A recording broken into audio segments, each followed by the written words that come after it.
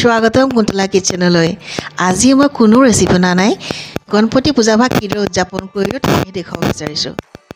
এয়া মই মোৰ ঘৰত পতা পূজা ভাগ খাদ্যখনেৰে অকণমান নৈবেদ্য আগবঢ়াইছিলোঁ, যিখিনি পাৰোঁ সেয়া, আৰু বাকী যিখিনি নিয়ম আছিল পঞ্চমেৱা আগবঢ়োৱা সেইখিনি কৰিছোঁ বাৰু। এয়া পূজা ভাগ লৰালৰিকৈ শেষ কৰি ভিডিঅ' কৰিছোঁ, কাৰণ মই এতিয়া যাব লাগিব আমাৰ ছ'চাইটিৰ পূজালৈ। যিমান পাৰোঁ আপোনালোকক দেখুৱাম বাৰু। আৰু মই অকণমান ওচৰ চুবুৰীয়াক বিলাম বুলি প্ৰসাদ সৰহকৈ দিয়াছিলোঁ দেই, বুট মগু এইবোৰ, আৰু যিখিনি পাৰোঁ আৰু সাধ্যনেৰে কৰিছোঁ। আৰু আজি মই নিজকে খুবেই সৌভাগ্যৱান বুলি ভাবিছোঁ, কাৰণ আজি মই একে ঠাইতে তিনিভাগ পূজা আৰু তিনিবাৰ প্ৰসাদ পাইছোঁ। এইখন হৈছে ছ'চাইটিৰ গণপতি বাবাৰ পূজা ভাগ। পূজা শেষ হৈ গৈছে ইতিমধ্যে, হোমৰ ধোঁৱা আপোনালোকে দেখিছেই। এই অকণমানজনী মোক মাতি আছিলে, মই কেমেৰাটো তাইৰ ফালে নিয়াৰ লগে লগে তাই মোক চিনি নোপোৱা ভাও ধৰিছে। তাকে দেখি মাকে হাঁহি ৰখাব পৰা নাই। কিমান যে স্মাৰ্ট ন আজিকালি ল'ৰা ছোৱালীবোৰ। আৰু এই ভাগ হৈছে উৰিয়া সমাজৰ প্ৰসাদ, যাক কোৱা হয় চুৰা হাংস। মই তাৰ বিষয়ে কৈ আছোঁ বাৰু আপোনালোকক। গণপতি বাবা অকণমান ওচৰৰ পৰা দেখুৱাব চেষ্টা কৰিছোঁ, কেমেৰা জুম কৰি পেলাই। এয়া হোমৰ ধোঁৱা চাকি জ্বলি আছে, পূজাৰী গ'লগৈ ইতিমধ্যে। ৰ'ব, বৰ আগলৈ যাব নোৱাৰি, এটা নিৰ্দিষ্ট সীমা ধৰি থকা থাকে ইয়াত। আৰু এয়া ছেক্ৰেটেৰী চাহাবে বিলাই আছিলে বুন্দিয়াৰ লাড়ু, তেখেতৰ পাৰ্মিশ্যন লৈ মই ফটো লৈছোঁ দেই। এতিয়া সন্ধ্যাৰ সময়, আৰতি হ'ব। মই আৰতিৰ ভিডিঅ' কৰিম বুলি ভাবিছোঁ, যিমান দূৰ আপোনালোকক দেখুৱাব চেষ্টা কৰিম বাৰু, কাৰণ ভিডিঅ'বোৰ মই মানে চেগাচুৰকৈ লোৱাৰ কাৰণে চিৰিয়েলি হোৱা নাই দেই।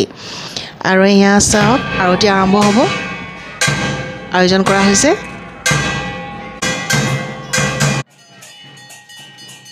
মই আজি তিনিভাগ পূজা পাই সঁচাকৈ নিজকে খুবেই ধন্য মানিছোঁ। আৰতি বাৰু আপোনালোকে ভাগ লওকচোন। ভগৱানে সকলোৰে মংগল কৰক, সকলোকে সুস্বাস্থ্যৱান কৰক, সমৃদ্ধি কৰক।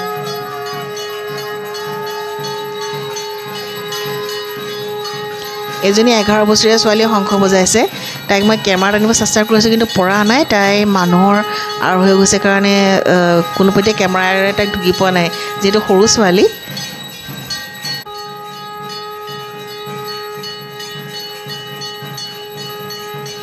আৰু এই ভাগ হৈছে অন্তৰ এগৰাকী মানুহে কৰা পূজা। তেখেতসকলৰ পদ্ধতি দেখিছেনে? ইয়াত এডাল ৰছীত ফল ওলমাই থোৱা আছে। ওপৰত তেওঁলোকে এইদৰে গণপতি বাবাৰ ওপৰত এখন চাং সাজে, তাত 21 বিধ ফলৰ পাত দিয়ে। কলপাত, নিমপাত, ডালিম, যি ফল পায় আৰু সকলো ফলৰ পাত দিব, আৰু এইদৰে ফলবোৰ চাংখনৰ তলত ওলমাই থৈ দিয়ে। আৰু এইটোৱে তেওঁলোকৰ হৈছে পূজা পদ্ধতি, যিটো মই প্ৰথমবাৰৰ পৰাই দেখিছোঁ দেই। ইয়াত চাৰিওফালে ফল ওলমি আছে, দেখিছেনে? প্ৰসাদত তেওঁলোকে দিয়ে পাণ দুখিলা, এটা চুফাৰী আৰু গোটা ফল দুটা দিয়ে। এয়া হৈছে উৰিয়া সমাজৰ প্ৰসাদ, মেইন প্ৰসাদ, যাক কোৱা হয় চুৰা হাংস, য'ত থাকে চুজি, ঘিউ, চেনি, নাৰিকল। জুই ব্যৱহাৰ কৰা নহয় দেই, এনেকৈয়ে তেওঁলোকে দিয়ে। আৰু এয়া দিনৰ বুন্দিয়াৰ লাডুটো সকলো জানেই আৰু থাকেই বুন্দিয়াৰ প্ৰসাদ। আৰু এয়া হৈছে আমাৰ অসমীয়া সমাজৰ প্ৰসাদ। কওকচোন বাৰু, মই সৌভাগ্যৱান হয়নে নহয়? একে ঠাইতে একেদিনাই তিনিভাগ পূজা আৰু তিনিভাগ প্ৰসাদ পাইছোঁ। ভগৱানে সকলোৰে মংগল কৰক। আৰু মই নিজেও খুব ধন্য মানিছোঁ যে পূজা মই আজি খুব সুন্দৰভাৱে উদযাপন কৰিছোঁ।